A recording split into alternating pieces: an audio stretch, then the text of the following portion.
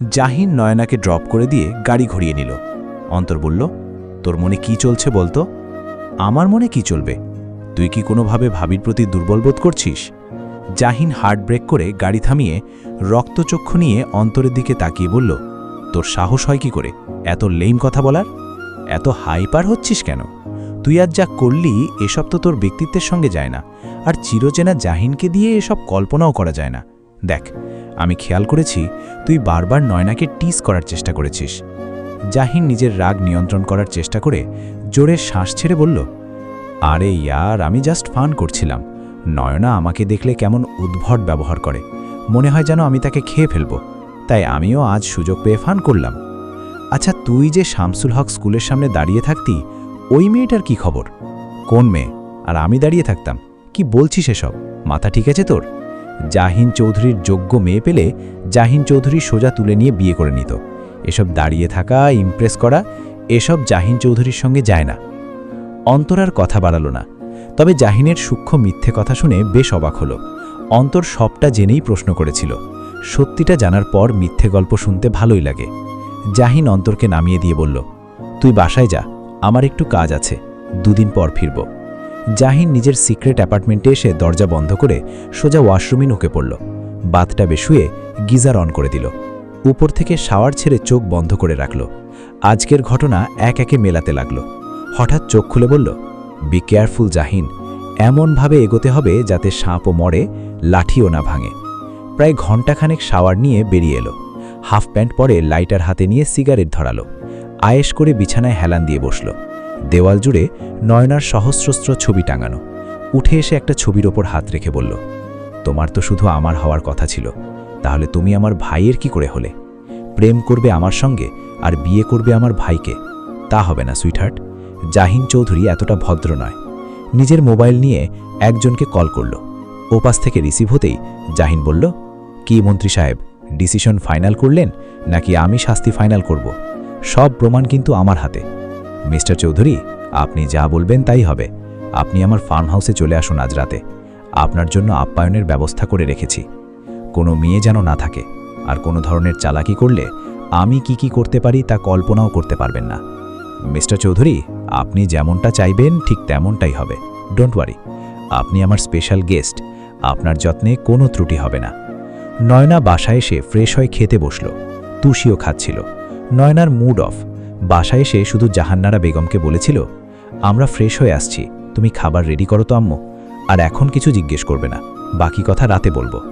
নীলাঞ্জনা এসে নয়নার পাশের চেয়ারে বসল। এই মুহূর্তে নীলাঞ্জনাকে নয়নার সহ্য হচ্ছিল না। নীলাঞ্জনা এক গ্লাস পানি ঢেলে নিয়ে নিজের রুমে চলে গেল। মানুষের দৃষ্টি দেখলেই এখন নীলাঞ্জনা সেখানে তার জন্য ঘৃণা দেখতে পায়। নীলাঞ্জনা নিজের পেটে হাত রেখে বলল, আমি তো ঘৃণিত মানুষ, তুই কি আমাকে ঘৃণা করবি, নাকি তুই এসে তোর মায়ের পৃথিবী ভালোবাসা দিয়ে রাঙিয়ে দিবি? তোকে নিয়ে না হয় অন্যরকম এক ভালোবাসার পৃথিবী গড়ে তুলব। নীলাঞ্জনার ফোন বেজে উঠল। ফোন হাতে নিয়ে দেখল নম্বরটা অপরিচিত। ফোন বাজতে বাজতে কেটে গেল। আবার বেজে উঠল। নীলাঞ্জনা ফোন রিসিভ করে কানে ধরতেই লাবিব বলল, বাইরে আয়, নয়তো তোমার বিবস্ত্র ভিডিও ক্লিপ সোশ্যাল মিডিয়ায় ভাইরাল করে দেব। নীলাঞ্জনা বোরকা পরে গায়ে একটা ওড়না জড়িয়ে বেরিয়ে পড়ল। লাবিব ইশারা করে নীলাঞ্জনাকে গাড়িতে উঠতে বলল। দুজনে পাশাপাশি বসল, অথচ মনের মধ্যে বিশাল ফারাক। লাবিব বলল, তোর এসব কিসের দেমাগ, চল আমার সঙ্গে। নীলাঞ্জনা শান্ত স্বরে বলল, আপনার সঙ্গে আমার কোনো সম্পর্ক নেই, আপনি আমার অপরিচিত। তুই বুঝতে পারছিস, তুই লুজার, হেরে গেছিস পুরোপুরি। তোর এখন 1 পয়সারও দাম নেই এই সমাজে। আমি কিছুই হারাইনি, বরং আপনি এমন একজনকে হারিয়েছেন যে আপনাকে ভালোবাসত নিঃস্বার্থভাবে। আমি তো শুধু এমন একজনকে হারিয়েছি যে মানুষটা কোনোদিন আমাকে ভালোবাসেনি। এবার আপনিই বলুন, কে হেরে গেল আর কে জিতে গেল? নীলাঞ্জনা রিকশায় উঠে বসল। লাবিব পুলিশের গাড়িতে। এই প্রথমবার কোনো কথা তার হৃদয় লাগল। এই সাধারণ কথাগুলো যেন লাবিবের হৃদয় ভীষণ ভারী করে তুলল। নয়না খেয়ে শটান হয়ে শুয়ে পড়ল। মোবাইল নিয়ে কল করল জিয়ানকে। কল যাচ্ছে না। নয়না টাইম দেখল। মনে পড়ল আজ জিয়ানের ফ্লাইট আছে, এখন নিশ্চিতভাবে বিমানে।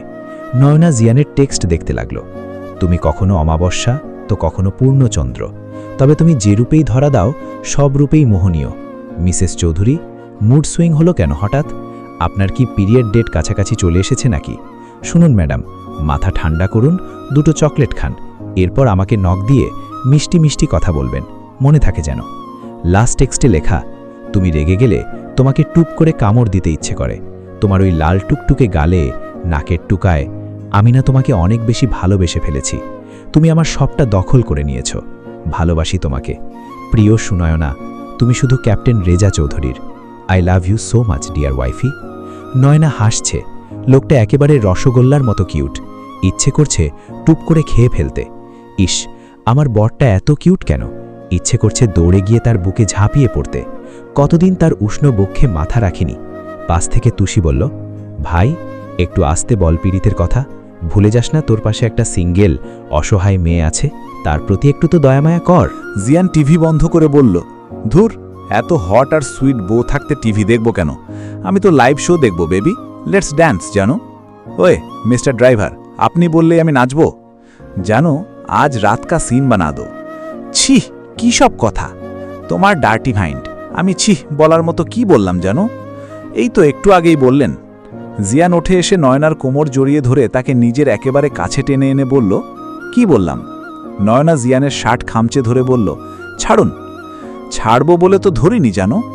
আপনার মাথায় সবসময় এসব ঘুরতে থাকে। কোন সব? ওই যে ওই সব। সেটা আবার কি জানো? বুঝতে পেরেছি, জানুর গভীর আদর লাগবে। জিয়ান নয়নার ঠোঁটে চুমু দিয়ে তাকে কোলে তুলে বলল, চলো নাচবো দুজন। নয়না মৃদু স্বরে বলল, আমার এখন নাচতে ইচ্ছে করছে না। জিয়ান নয়নার কানের কাছে মুখ এনে বলল, বন্ধু, তোমার ভালোবাসায় থাকবো মাটির পিঞ্জিরায়। তুমি ছাড়াই দুনিয়ায় আর তো কোনো বন্ধু নাই। মাথা রেখে আমার বুকে ঘুমাও তুমি সুখে। তোমায় দেখিয়া দেখিয়া নয়নও জুড়ায়, তোমায় দেখিয়া দেখিয়া জীবনও ফুরায়। নয়না হঠাৎ খেয়াল করল সে বিছানায় বসে আছে। তাহলে জিয়ানের কোলে ওই মেয়েটা কে? নয়না উঠে জিয়ানের সামনে দাঁড়ালো। অশ্রু টলমলো চোখে জিয়ানের দিকে তাকিয়ে বলল, আপনি আমার সঙ্গে এরকমটা করতে পারেন না মিস্টার পাইলট রেজা চৌধুরী। আপনি শুধু আমার, আপনি আমার ব্যক্তিগত প্রিয় পুরুষ। নয়না ধরফড়িয়ে উঠে বসল। ঘর জুড়ে কেমন অন্ধকার। হাত দিয়ে বেডসাইড সুইচ অন করল। আশেপাশে তাকিয়ে বুঝল এতক্ষণ সে স্বপ্ন দেখছিল। বুকের ভেতর অসহ্য যন্ত্রণা অনুভব হচ্ছে। নয়না মোবাইল হাতে নিয়ে দেখল রাত 3:30 বাজে। দ্রুত ফোনে ডাটা অন করল। জিয়ান তাকে রিপ্লাই করেনি। এখন তো তার ফ্লাইট নেই, বিশ্রাম নেওয়ার সময়। তবুও কোনো রিপ্লাই নেই কেন? নয়না নিজেই কল করল, সোজা ভিডিও কল। জিয়ান নিজের পোশাক খুলে সবে বাসার পোশাক পরেছে। ক্লান্ত শরীরটা বিছানায় এলিয়ে দিয়েছে, চোখ বন্ধ করে আছে। এমন সময় ফোনটা বেজে উঠল। কপাল কুঁচকে হাত বাড়িয়ে ফোনটা নিল বেডসাইড টেবিল থেকে। রঙ্গনা নিকনেমটা দেখেই যেন জিয়ানের সব ক্লান্তি দূর হয়ে গেল।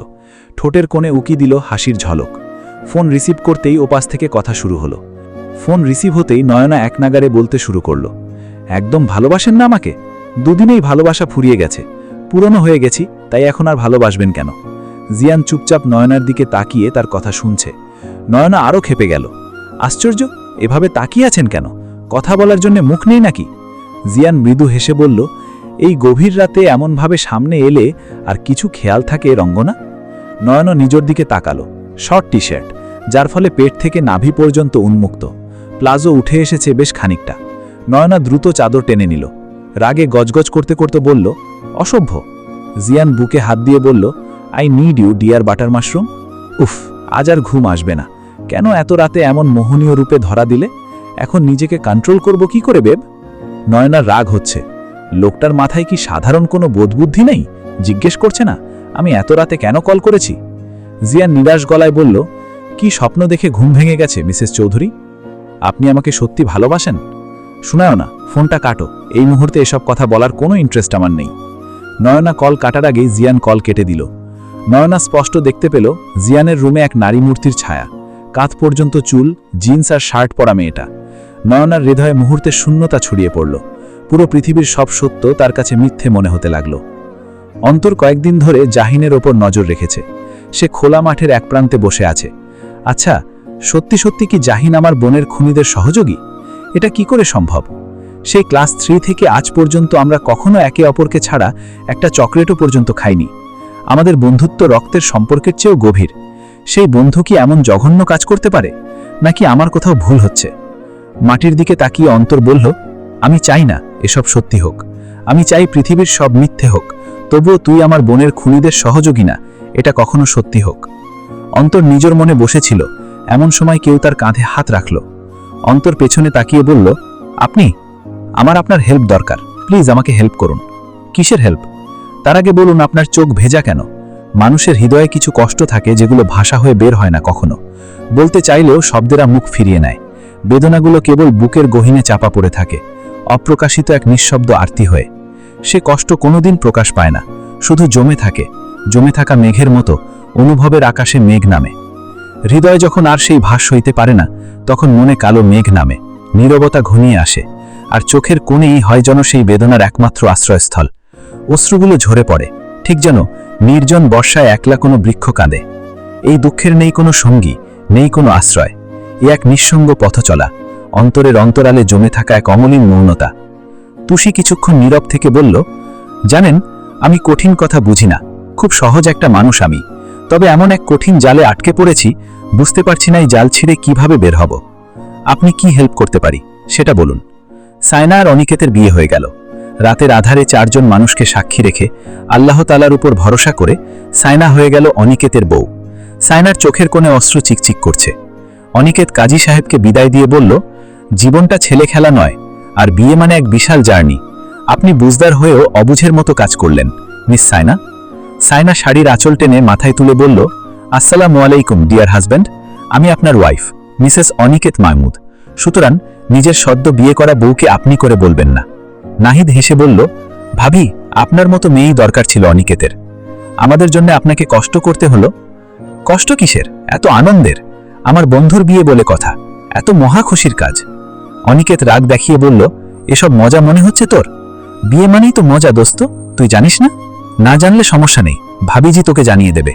চুপ কর নাহিদ, আমার কিছু ভালো লাগছে না। নাহিদ অনিকেতের কানের কাছে মুখ নিয়ে বলল, বউকে আদর সোহাগ করলেই ভালো লাগা শুরু হয়ে যাবে। আজকের মতো টাটা। নাহিদ বের হওয়ার আগে সায়নাকে বলল, ভাবি, যতটুকু সম্ভব এই রাতে ততটুকু সাজিয়ে দিলাম, বাকিটা কাল করব। শুভকামনা রইল ভাবি। জিয়ান কল কেটে সামনে তাকাতেই রাগে তার কপালের রগ ভুলে উঠল, চোখ দুটো লাল হয়ে উঠছে। আপনার সাহস কি করে হয় আমার রুমে অনুমতি ছাড়া প্রবেশ করার?